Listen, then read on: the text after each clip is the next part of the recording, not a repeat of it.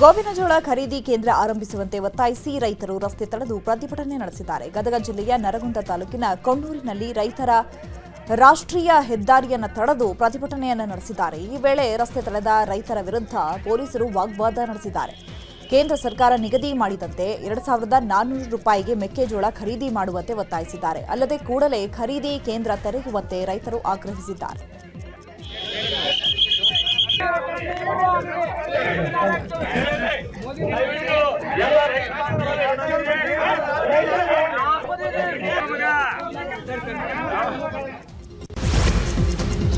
ಬೆಂಗಳೂರಿನ ಪಣತ್ತೂರು ಬಳಿ ರಸ್ತೆ ದುರಸ್ತಿ ಕಾರ್ಯ ಹಿನ್ನೆಲೆ ರಸ್ತೆ ಬಂದ್ ಮಾಡಲಾಗಿದ್ದು ಇದರಿಂದಾಗಿ ವಾಹನ ಸವಾರರು ಪರದಾಡುವಂತಾಗಿದೆ. ಬಳಗೆರೆ, ಗುಂಜೂರು, ವರ್ತೂರು ಕಡೆಗೆ ಹೋಗೋಕೆ ಸವಾರರು ಪರದಾಡಬೇಕಿದೆ. ಹೀಗಾಗಿ ಮಣಿನ್ ರಸ್ತೆ, ಮೋರಿಗಳಲ್ಲಿ ಬೈಕ್ ಸವಾರರು ಸಂಚಾರ ಮಾಡುತ್ತಿದ್ದಾರೆ. ಇನ್ನು ಹದಗೆಟ್ಟ ರಸ್ತೆಯಲ್ಲಿ ಸವಾರರು ಸಂಚಾರ ಮಾಡ್ತಾ ಇದ್ದು ಟ್ರಾಫಿಕ್ ತಪ್ಪಿಸೋಕೆ ಕಿರಿದಾದ ಜಾಗ ಹಾಗೂ ಮೋರಿಗಳಲ್ಲಿ ಬೈಕ್ ಸವಾರರು ಸಂಚಾರ ನಡೆಸಿರುವ ವಿಡಿಯೋ ಸೋಷಿಯಲ್ ಮೀಡಿಯಾದಲ್ಲಿ ವೈರಲ್ ಆಗ್ತಾ ಇದೆ. ಇನ್ನು ಪಣತ್ತೂರಿನಲ್ಲಿನ ರಸ್ತೆ ದುರಸ್ತಿ ವಿಚಾರವಾಗಿ ಮಾತನಾಡಿದ ವಿಪಕ್ಷ ನಾಯಕ ಆರ್ ಅಶೋಕ್, ಇದು ಮುಂದೆ ಆಗುವಂತಹ ಟನಲ್ ಹೇಗಿರುತ್ತೆ ಅಂತ ಈಗ ಟ್ರೇಲರ್ ಬಿಟ್ಟಿದ್ದಾರೆ. ಟನಲ್ ಹೇಗಿರುತ್ತೆ ಅಂತ ಪಣತ್ತೂರಿನಲ್ಲಿ ಪೈಲಟ್ ಪ್ರಾಜೆಕ್ಟ್ ಮಾಡಿದ್ದಾರೆ. ಅದು ಓಕೆ ಆದ್ರೆ ಲಾಲ್ಬಾಗ್ ಟನಲ್ ಕೂಡ ಓಕೆ ಆದಂತೆ ಅಂತ ಹೇಳಿದ್ದಾರೆ. ಆ ಟನಲ್ ಕೂಡ ಗಾರ್ಬೇಜ್ ತುಂಬಾಕೆ ಆಗ್ಬೋದು. ಈಗಾಗಲೇ ಬೆಂಗಳೂರಲ್ಲಿ ರಸ್ತೆಗಳು ಹಾಳಾಗಿರೋದ್ರಿಂದ ಬೇರೆ ಬೇರೆ ವಾಟರ್ ಸಪ್ಲೈನವರು ಟನಲ್ ಮಾಡಿದ್ರೆ ಇನ್ಮೇಲೆ ವಾಟರ್ ಸಪ್ಲೈ ಟನಲ್ ಅಲ್ಲಿ ನೀರು ಬಂದಿಲ್ಲ ಅಂದ್ರೆ ಮೋಟರ್ ಬೈಕ್ಗಳೆಲ್ಲ ಆ ವಾಟರ್ ಸಪ್ಲೈ ಟನಲ್ ಅಲ್ಲಿ ಇನ್ಮೇಲೆ ಟ್ರಾವೆಲ್ ಮಾಡಬಹುದು. ಅದಕ್ಕೆ ಯಾವುದೇ ಟ್ಯಾಕ್ಸ್ ಇಲ್ಲ, ಫ್ರೀ. ನಾಚಿಕೆಗೇಡಿನ ಸರ್ಕಾರ ಇದು, ನಾಚಿಕೆಗೇಡಿನ ಸರ್ಕಾರ. ಇವತ್ತು ಫುಟ್ಪಾತ್ ಅಲ್ಲೆಲ್ಲ ಓಡಾಡ್ತಾ ಇದ್ದಾರೆ. ಫುಟ್ಪಾತ್ಗಳೆಲ್ಲ ಹಾಳಾಗಿ ಹೋಗಿದೆ, ಬಿದ್ದೋಗಿದೆ.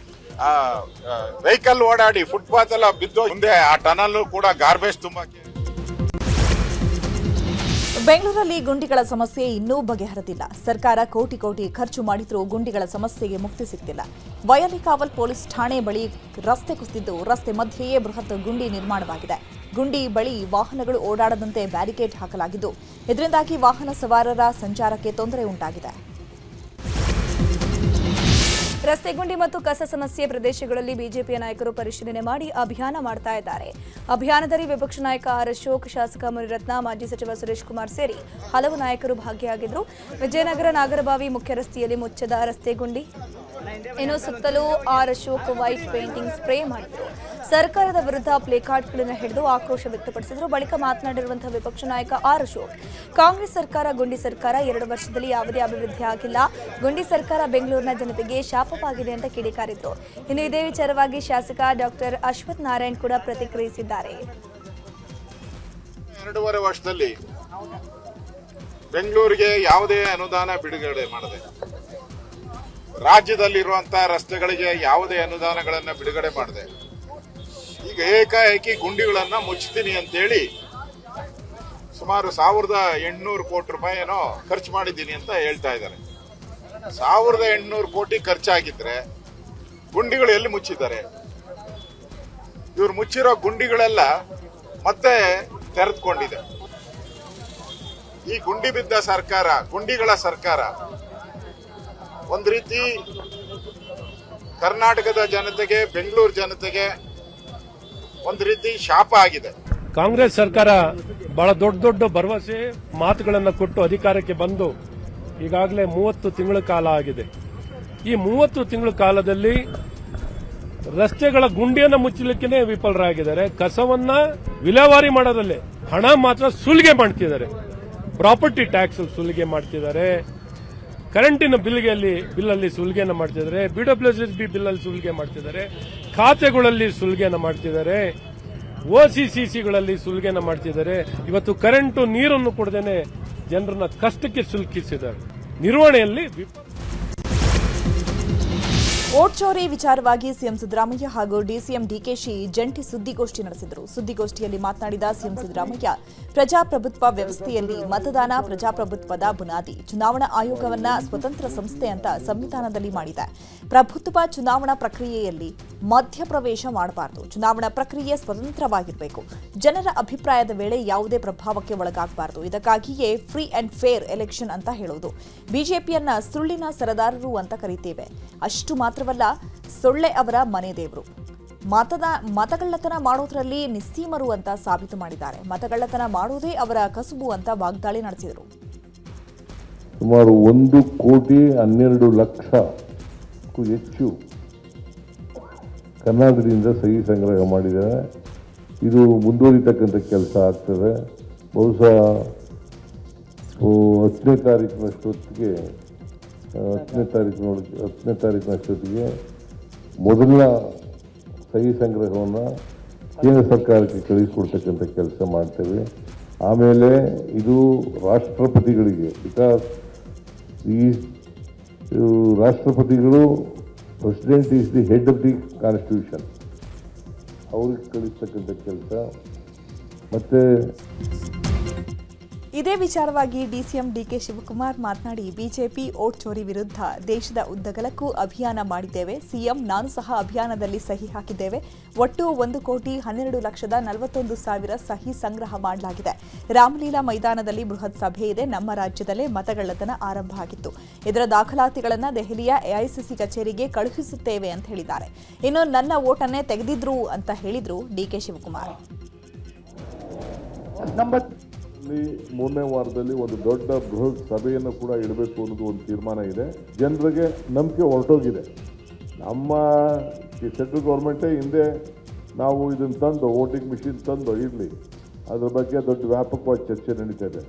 ಆದರೆ ಜನರಿಗೆ ಜಾಗೃತಿ ಮೂಡಿಸುವಂಥ ಕೆಲಸ ಈ ಸಂದರ್ಭದಲ್ಲಿ ನಾವು ಮಾಡಬೇಕಾಗಿದೆ. ಆ ದೃಷ್ಟಿಯಲ್ಲಿ ಇವತ್ತು ನಮ್ಮ ರಾಜ್ಯ ಇಡೀ ದೇಶಕ್ಕೆ ಕರ್ನಾಟಕ ರಾಜ್ಯ ನಂಬರ್ 1 ಅಂತೇಳಿ ಈಗಾಗಲೇ ಎಐಸಿಸಿ ಅವರು ನಮಗೆ ಮಾರ್ಗದರ್ಶನ ಮಾಡಿದ್ದಾರೆ. ಸಚಿವ ಸಂಪುಟ ಪುನರಚನೆ ವಿಚಾರ ಮೈಸೂರಿನಲ್ಲಿ ಶಾಸಕ ತನ್ವೀರ್ ಸೇಠ್ರನ್ನ ಸಚಿವರನ್ನಾಗಿ ಮಾಡಿ ಅಂತ ಬೆಂಬಲಿಗರು ಘೋಷಣೆ ಹಾಕಿದ್ದಾರೆ. ನಗರದ ಗಾಂಧಿ ವೃತ್ತದ ಪೋಸ್ಟ್ ಕಾರ್ಡ್ ಅಭಿಯಾನ ನಡೆಸಿದ್ದು ಅಜೀಜ್ ಸೇಠ್ ಬ್ಲಾಕ್ ಕಾಂಗ್ರೆಸ್ನ ಕಾರ್ಯಕರ್ತರಿಂದ ಸಹಿ ಸಂಗ್ರಹ ಅಭಿಯಾನ ಮಾಡಲಾಯಿತು. ಬೇಕೇ ಬೇಕು ಮಂತ್ರಿ ಸ್ಥಾನ ಬೇಕು ಅಂತ ಕಾರ್ಯಕರ್ತರು ಒತ್ತಾಯ ಮಾಡಿದ್ದಾರೆ.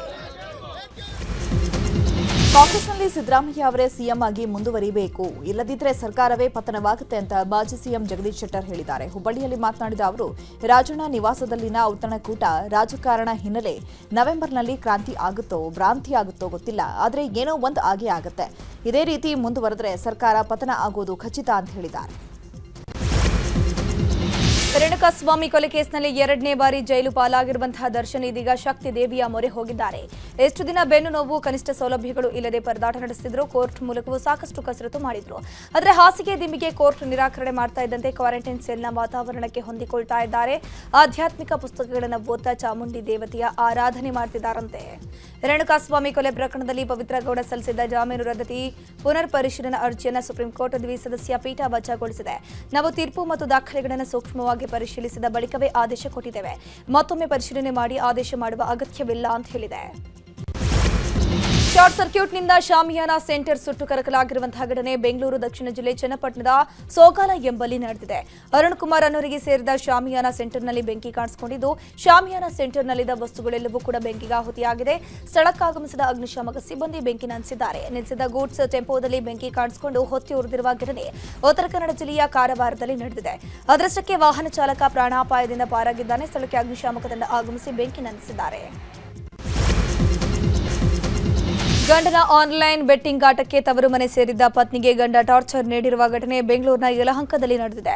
ಆನ್ಲೈನ್ ಬೆಟ್ಟಿಂಗ್ ಬಿಡುವಂತೆ ಗಂಡನಿಗೆ ಪತ್ನಿ ಬುದ್ಧಿಮಾತು ಹೇಳಿದ್ಲು. ಆದರೆ ಏನೇ ಮಾಡಿದ್ರು ಗಂಡ ಆನ್ಲೈನ್ ಬೆಟ್ಟಿಂಗ್ ಬಿಟ್ಟಿರಲಿಲ್ಲ. ಹೀಗಾಗಿ ಪತ್ನಿ ತವರು ಮನೆ ಸೇರಿದ್ಲು. ಇದರಿಂದ ಸಿಟ್ಟಿಗೆದ್ದ ಗಂಡ ಗೋವಿಂದರಾಜು ಪತ್ನಿಯ ಖಾಸಗಿ ಫೋಟೋವನ್ನು ಸೋಷಿಯಲ್ ಮೀಡಿಯಾದಲ್ಲಿ ವೈರಲ್ ಮಾಡಿದ್ದಾನೆ. ಪತ್ನಿ ಅಮೃತಹಳ್ಳಿ ಪೊಲೀಸರಿಗೆ ದೂರನ್ನ ಕೊಟ್ಟಿದ್ದಾಳೆ. ಮೃತಪಟ್ಟ ವ್ಯಕ್ತಿ ಮತ್ತೆ ಜೀವಂತವಾಗಿ ಬಂದಿರುವ ಘಟನೆ ಗದಗದಲ್ಲಿ ನಡೆದಿದೆ. ಸುಮಾರು 6 ಗಂಟೆಗಳ ಶಸ್ತ್ರಚಿಕಿತ್ಸೆಯ ನಂತರ ವೈದ್ಯರು ನಾರಾಯಣ ವನ್ನಾಲ್ ಮೃತಪಟ್ಟಿದ್ದಾರೆ ಅಂತ ಹೇಳಿದ್ರು. ಹೀಗಾಗಿ ಕುಟುಂಬಸ್ಥರು ಅಂತ್ಯಕ್ರಿಯೆಗೆ ಸಿದ್ಧತೆ ನಡೆಸಿದ್ರು. ಮನೆಗೆ ಮೃತದೇಹ ತಲುಪ್ತಾ ಇದ್ದಂತೆಯೇ ನಾರಾಯಣ ಅಚ್ಚರಿಯಂತೆ ಉಸಿರಾಡಿದ್ದಾರೆ. ಕಳೆದ 4 ವರ್ಷಗಳಿಂದ ಜೀವ ಭಯದಲ್ಲಿ ಶಾಲೆಗೆ ಹೋಗುವ ಪರಿಸ್ಥಿತಿ ವಿದ್ಯಾರ್ಥಿಗಳಿಗೆ ಎದುರಾಗಿದೆ. ದಾವಣಗೆರೆ ಜಿಲ್ಲೆ ಚನ್ನಗಿರಿ ತಾಲೂಕಿನ ಹೊಸಹಳ್ಳಿಯ ಸರ್ಕಾರಿ ಪ್ರಾಥಮಿಕ ಶಾಲೆಗೆ ಕಾಂಪೌಂಡೇ ಇಲ್ಲ. ರಸ್ತೆ ಪಕ್ಕದಲ್ಲೇ ತುಂಬಿದ ಕೆರೆ ಇದೆ. ಕಾಂಪೌಂಡ್ ನಿರ್ಮಿಸಿ ಕೊಡುವಂತೆ 4 ವರ್ಷಗಳಿಂದ ಗ್ರಾಮಸ್ಥರು ಆಗ್ರಹ ಮಾಡಿದರೂ ಕೂಡ ಗ್ರಾಮಸ್ಥರ ಮನವಿಗೆ ಅಧಿಕಾರಿಗಳು ಕ್ಯಾರೆ ಅಂತಿಲ್ಲ. ಯುವರಾಣಿ ತ್ರಿಷಿಕಾ ಕುಮಾರಿ ಒಡೆಯರ್ ಮೈಸೂರಾಗಿರಲಿ ಅಭಿಯಾನ ಶುರು ಮಾಡಿದ್ದಾರೆ. ಈ ಬಗ್ಗೆ ಸಾಮಾಜಿಕ ಮಾಧ್ಯಮದಲ್ಲಿ ಪೋಸ್ಟ್ ಒಂದನ್ನು ಶೇರ್ ಮಾಡಿಕೊಂಡಿದ್ದು, ಮೈಸೂರು ಸಾಂಸ್ಕೃತಿಕ ನಗರಿ, ಪಾರಂಪರಿಕ ನಗರಿ, ಮೈಸೂರು ಮತ್ತೊಂದು ಕಾಂಕ್ರೀಟ್ ನಗರ ಆಗದಿರಲಿ, ಅಭಿವೃದ್ಧಿ ನೆಪದಲ್ಲಿ ಮೈಸೂರು ಪಾರಂಪರಿಕತೆ ಅಳಿಯದಿರಲಿ ಅಂತ ಪೋಸ್ಟ್ ಹಾಕಿದ್ದಾರೆ. ಇವತ್ತು 4 ವಂದೇ ಭಾರತ್ ಎಕ್ಸ್ಪ್ರೆಸ್ ರೈಲುಗಳಿಗೆ ಪ್ರಧಾನಿ ನರೇಂದ್ರ ಮೋದಿ ಚಾಲನೆ ನೀಡಿದ್ದಾರೆ. ಉತ್ತರ ಪ್ರದೇಶದ ವಾರಣಾಸಿಯ ರೈಲು ನಿಲ್ದಾಣದಲ್ಲಿ ಹಸಿರು ನಿಶಾನೆಯನ್ನು ತೋರುವ ಮೂಲಕ ಚಾಲನೆ ಕೊಟ್ಟಿದ್ದಾರೆ. ಬನಾರಸ್, ಖಜುರಾಹೋ, ಲಕ್ನೋ, ಸುಹಾರನ್ಪುರ, ಫಿರೋಜ್ಪುರ, ದೆಹಲಿ ಮತ್ತು ಎರ್ನಾಕುಲಂ, ಬೆಂಗಳೂರು ಮಾರ್ಗಗಳ ರೈಲಿಗೆ ಚಾಲನೆ ನೀಡಲಿದ್ದಾರೆ.